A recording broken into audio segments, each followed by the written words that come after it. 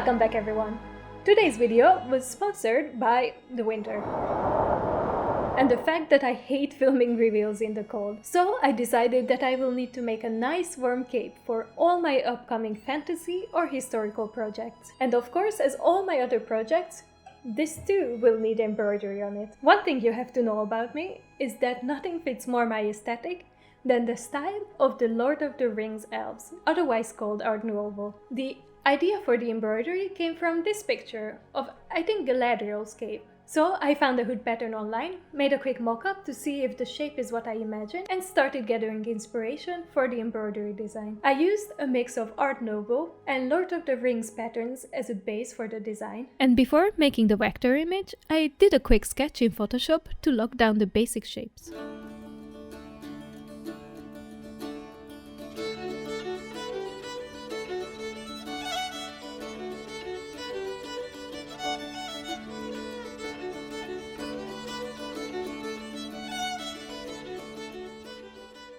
The design ended up so big that I had to rehoop it 5 times to get just one side of the hood done. And I think this might be a great opportunity to give you some tips on how to do that. First of all, you have to be smart about where you cut them apart. Usually, I try to do it where the lines don't have to meet exactly. That way, even if you make a mistake while hooping, it won't be that obvious.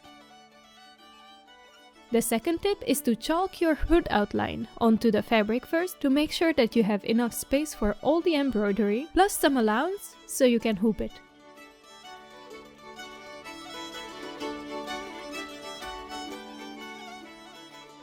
To correctly place my second hoop, I put my fabric in loosely and only refine its position when it's already in the machine. If your embroidery machine doesn't have a fancy projector for alignment, just like mine, the way you can make sure that everything aligns is to get a little preview of which way the pattern goes by clicking through it manually. For example, to align my flower, I first put the needle at the beginning of the stem stick and pushed my fabric around till it fit perfectly. Then I clicked through the full length of the stem to see if the angle was correct too.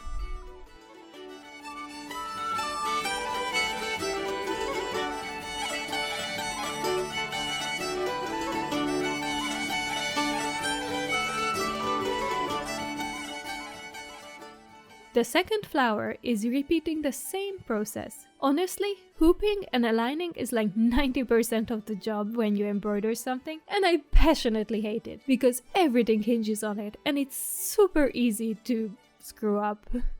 But it's so rewarding once it's finished.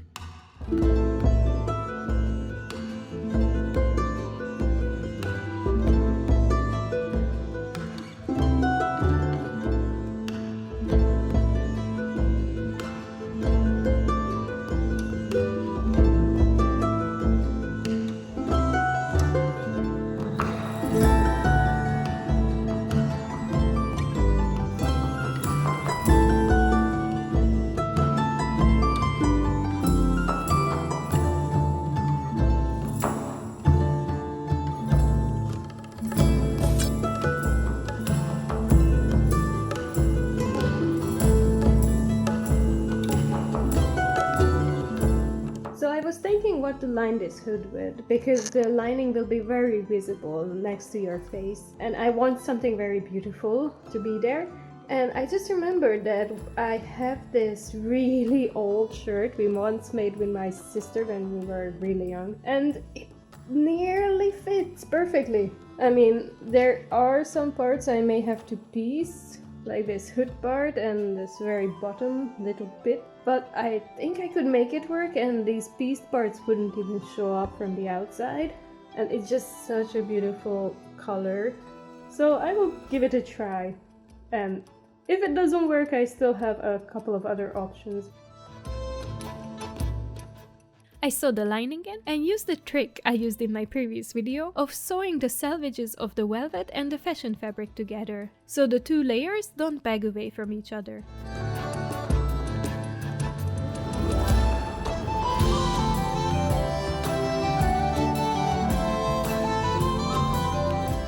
Because the velvet is so slippery and I couldn't iron it too much without crushing its fibers, I had to hand stitch it to the fashion fabric to get a neat folded edge and to not have the lining peek out when it's worn.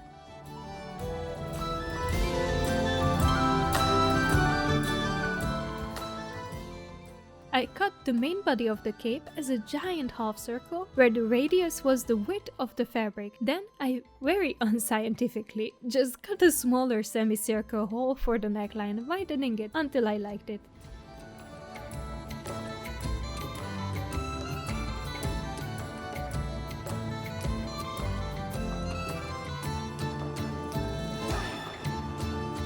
Looking at the cape, I felt like something was missing. So back to the drawing board. I designed another bit of finery that I will embroider onto 2 strips that I will attach to the opening edges of the cape. I also had to use 2 passes on the embroidery machine, so again I tried to choose a nice place to cut the design in half.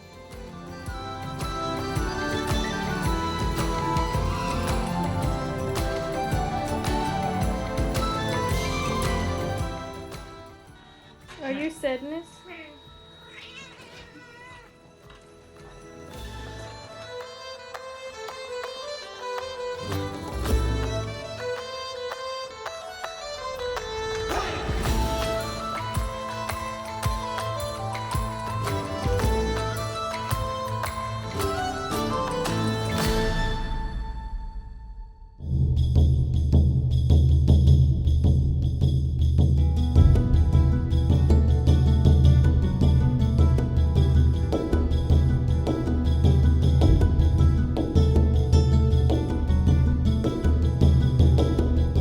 I sewed the outer edge together, and before ironing it in half, I added a double-sided adhesive strip to make the front opening edge extra crisp.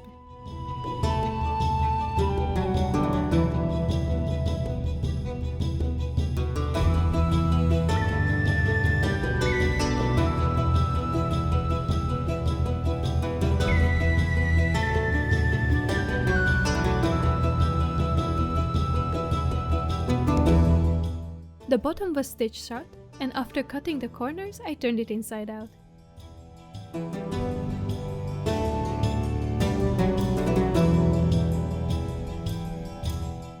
The interior edge was all hand sewed.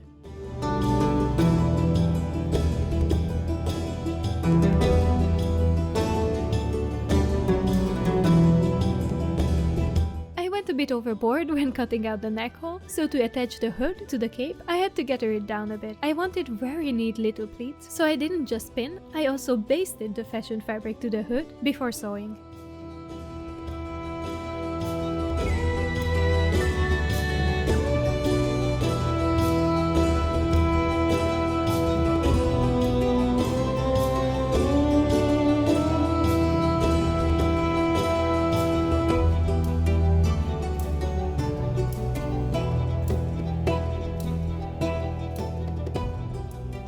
Then to cover the raw edge, I folded the velvet lining layer back over it and tacked it down by hand. This too was gathered a little bit, as the pattern I'm using for the hood has a dart in it, which I did on the outer fabric, but not on the lining, because I do actually prefer the look of these tiny pleats on the velvet.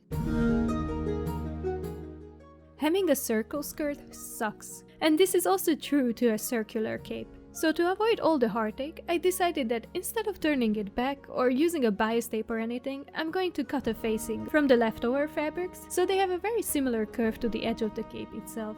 Not a perfect fit, but close enough. So I sewed the strips together, then to the hem, and turned them to the interior.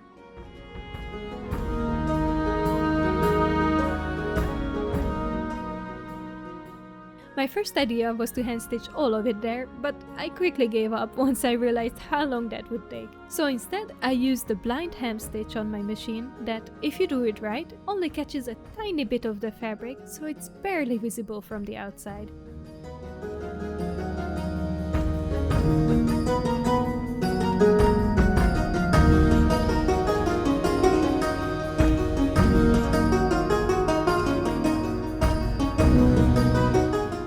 The last step was to sew on the invisible hook.